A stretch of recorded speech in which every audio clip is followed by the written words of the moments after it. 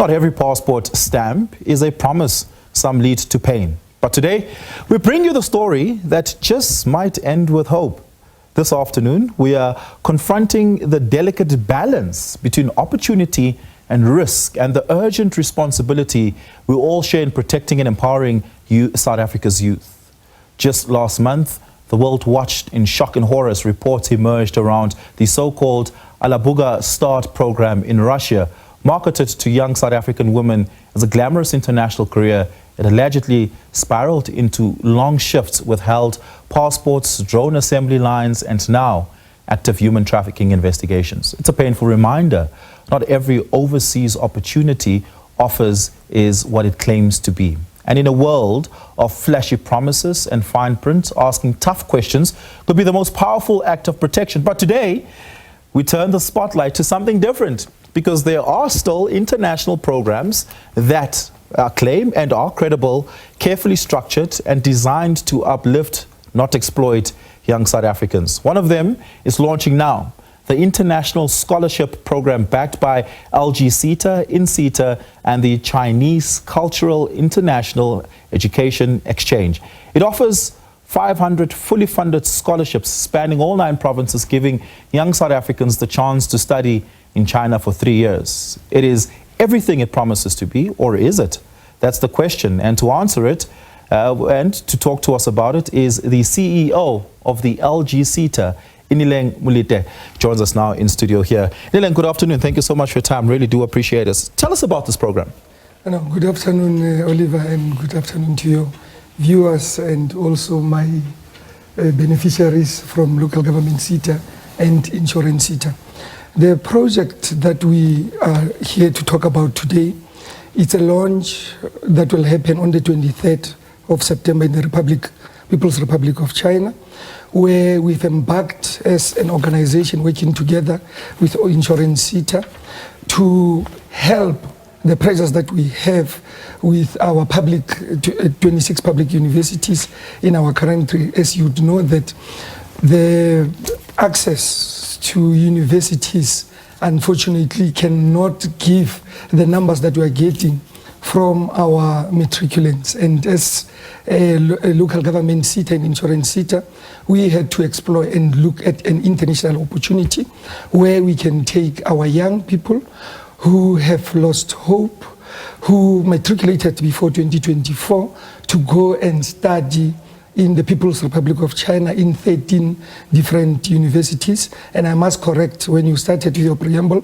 you said that it's 3 years. There's 3 years diplomas and 4 years degrees, where our students will embarking on that international opportunity at various Chinese universities. Yeah, let's talk about the financing behind this. LG-CETA, of course, as well as the insurance CETA, would have put money behind this. Does it all come from the CETA, or does the Chinese government make a contribution to it? The Chinese government is giving full scholarships. So they pay for tuition, they pay for student accommodation, they pay for learner textbooks and any other related stationaries and so forth. And the local government CETA and insurance CETA, we had to embark and look at ensuring that we look at the psychosocial support.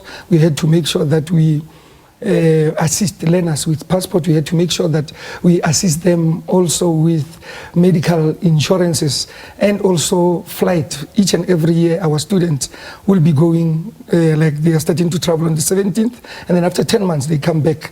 And we also make sure that we give them stipends just to look at taking care of themselves, including meals when they are there. So that's the contribution that comes from insurance CETA and local government CETA.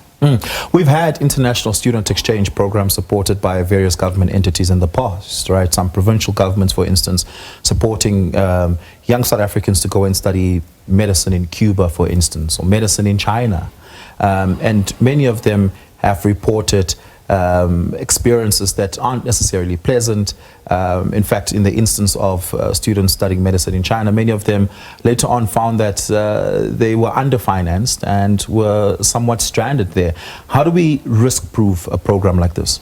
I think you are correct to say that obviously with all the funding that is there, it cannot always, I must emphasize, it cannot always be that it is sufficient. Hence I'm saying there's going to be stipends. We know that in terms of stipends, when we're dealing with inductions, we did tell to the parents that, look, this is just halfway through that we can give in terms of ensuring that students can have, buy necessary essentials and so forth. But in terms of food, we've made sure that at least there's breakfast, there's lunch, and there's supper. And we will be monitoring the project. Before the board of local government, SETA, could approve this project, we had to undergo what we call a due diligence visit, firstly to make sure that we look at the curriculum, linking it with South African Qualification Authority, so that when people come back, whether they come back or they stay in the Republic of China or anywhere in the world, they'll be able to use those qualifications anywhere in the world. And two, we've also made sure that we check the facilities where the students will be staying. I can safely report that I know that there's Wi-Fi, I know that there's beds, I know that there's ablution facilities, there's showers, there's baths, and so forth. And also, So you went and did the due diligence in China and made sure that it's livable condition? We did do a due diligence and we presented a report, and I can assure South Africans and the students that the living conditions of students and also the qualification that they'll be getting will be a qualification that is recognized by South African Qualification Authority. How were students selected? Our students, we went on an advert, and firstly, mostly it's engineering projects, it's IT-related programs, it's marketing, and also science-related. So you'd imagine that we needed 60% maths, we needed 60% English, we needed 60% pass of physical science as well.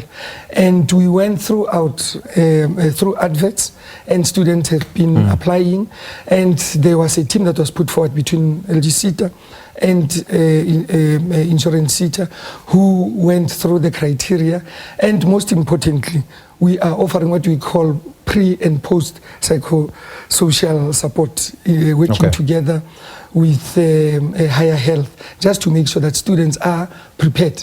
Because as you know, that China is a different environment from our own, culturally very different, and so forth. So we wanted to make sure that we prepare them, and hence I said, let me not come here today, but also come with them so that they can also tell you. It's been 3 months, 4 months of interactive progress, where now we are here, and I'm happy to announce that the first batch will be leaving on the 17th of September. Yeah, and you brought with you some of the beneficiaries here, Camphor Bianco, if I'm getting that correct, Esimnandi Koketso, as well as Itumeleng Abby.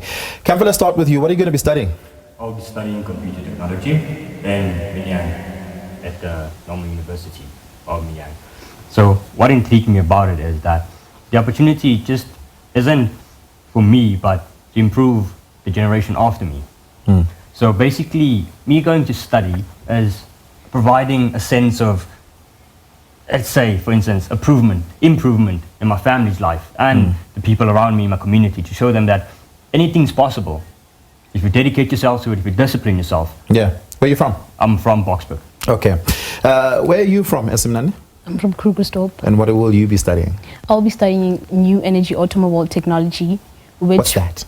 It's New Energy Automobile. Sounds like one of those jobs I've never heard before. Yes, what does that entail? Selfless, driverless cars that are battery powered? Mainly it focuses on electrical powertrains, which is automotives that use batteries mostly, which if we look in the near future, there's cars like Teslas, obviously, which is, they have their own benefits.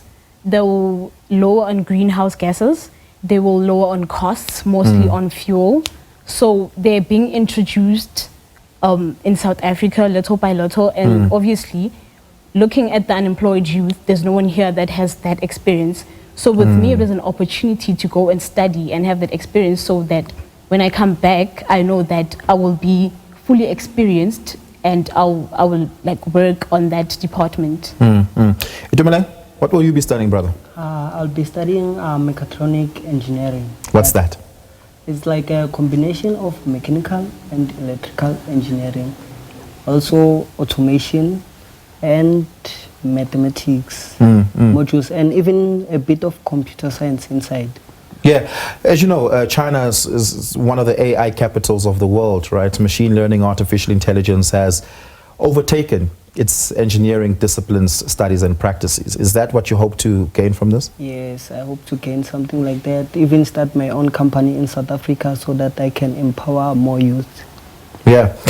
What do you know about the province, the city or the area where you'll be living in, Kamfer? What I know about it. Okay, so it's say prefecturate, the second largest prefecturate city in Xishan. So basically what it entails is that they mostly deal with, to say, as you said, they are leading in AI. So basically it deals with, say, your engineering, your AI intelligence, your computer technology, and what that entails is in a sense of the city I chose, or the campus that I chose to go study at. It improves a lot, so it helps the surrounding regions function properly. So that's the reason I... That's beautiful.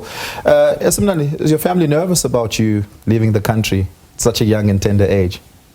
Mostly my dad, because I've always been a daddy's girl. Yeah. So they are excited. I've done my matric in 2021. Yeah. So this is a big opportunity since like I've been at home and I do have some qualifications from tertiary, but then there's nothing I'm doing. So obviously they are nervous that I'm leaving them, but then they're also excited that I'm going to do something outside of South Africa. Yeah. When you chose to go in to apply for the field of study that you applied for, did you do so on the basis of it having been on offer, or did you do so on the basis of an initial interest in that field on your part? It's actually an initial interest because I looked at it and I was like, okay. In my head, I was like, I'm going to study Teslas. I'm going to be the next Elon Musk in South Africa at the age of 21. So that I have to do this. I have to go. Which area will you be staying in, Itumile? I'll be staying in Nanjing, Shishu, if I'm not sure. Something like that. It's Shishu or Shishua, something like that. I'm not sure. I'm not sure. Yeah. But yeah, I'll be staying that side. And to be honest, I want to explore a bit. I always wanted to study abroad, to be honest. From a young age, I've been telling my parents, now I'll be going abroad. They didn't trust me at first. But then when this opportunity came, I was like, I'm definitely applying for this. What are you most nervous about, Itumile? Integrating into the new society and learning the language, like even... What is the local language? Is it Mandarin? Is it Cantonese? Do you know? It's Mandarin. Yeah. It's Mandarin. Will you be learning Mandarin? Yes, I'll be learning Mandarin. For me, I want to know it, like I want to know as lot of languages as possible. Kamfer, will you be learning Mandarin or Cantonese? I'll be trying to learn both of them because I'm quite interested in Mandarin as it is the most spoken language in the world. So in a sense of that is that to me it's to be bilingual and also to understand what goes on around me in my environment and how to integrate properly. What are you most nervous about? Most nervous about? The people, how to just communicate with them because the language barrier is going to be a bit difficult, but in a sense of that is that everything else will be quite good. Yeah. What are you nervous about, Esimnandi? I'm nervous about living in a... Well, I know in China they have a lot of cultural differences. So having to adapt to that and having a language barrier in adapting with that, like that's going to be difficult because how are you going to learn when you can't even understand anything? So obviously we are trying to learn some Mandarin. I mean, I'm already quarter way there. But then, yeah, that's what's scary. Having to learn a new place, new culture, new language away from people that you know and people that you love. Ineleng, you mentioned the psychosocial support that will be given to the beneficiaries and students. What does that look like in practice? Will it be, there's always someone on the other side of the phone you can call if you're feeling nervous, if you're feeling anxious, or is it more practical, integrated, where they meet with, say, a psycho support mentor weekly, monthly, or quarterly, whatever the case may be? Sketch for us and illustrate for us what that psychosocial support looks like. No, thank you very much. I think the first part that I did not address is that the local government SETA has already approved, will be doing what we call monitoring visits twice in a year. That's physical monitoring. And then we've got a project team that will be dedicated to this project, wherein they are going to exchange numbers, they're going to exchange emails, and they will be able to contact if there's any issues of academic, any issues maybe here back at home, and if there's any other issues maybe where there needs to be adaptability of curriculum and so forth. And then secondly is that we've worked with the universities in China. There's going to be psychologists who will be helping them just to make sure that they can be able to adapt to the Chinese culture. And most importantly, as you would know, that we do have students also in the People's Republic of China who we will be appointing just as mentors, just to take them through understanding of certain concepts in terms of studies and how to navigate the life in China. And also we work together with Higher Health just to make sure that they've got 24-hour toll-free line wherein students, if and when there's issues that may be private in nature, where they want to talk to a counselor on a career or on any issues that they may be going through, that they can do that. And we are very confident because we work with Chinese culture. They do have offices in all the cities where the students will be, and there will be that particular contact. And I'm always in China. I go to China 4 or 5 times because we do run a couple of international programs, because you would know that I work with municipalities. Therefore, it's very critical that as and when we try to navigate the challenges that we are seeing in our municipalities, that we also bring skills, knowledge, and a belief system that can maybe rub off on our ailing infrastructure and municipalities that are not doing well. So, like I'm saying, we are very confident that, in fact, they'll be seeing me a lot in the Republic of China, because I always make it in my schedule that I put 3 days, 4 days just of seeing my students, because you'd appreciate that my name now, I'm their legal guardian when they leave the Republic of South Africa. So the responsibility lies with me as a chief executive officer. Yes. Dumelang, what are you going to miss most about being in China for 10 months a year? There's no quotas there, there's no mukhoru there. What are you going to be missing the most, do you think? To be honest, I'm going to miss my family, my friends, everyone. Like, it's tough, you know, staying away from your parents, staying away from your aunties, your grandmas. Oh, I'll miss my grandma's hugs and calls. But then it will be tough. Even the food that side is different from this side. Even the taste, my taste buds. How are your chopstick skills? Very poor. Very poor. Camphor, China has a lot of cultural experiences on offer that we don't have in South Africa, outside of just the corridors of lecture halls and education laboratories. What are you hoping to gain out of this experience outside of the education? Outside of education. So I'm a big athlete fan. So I like playing football, running, track.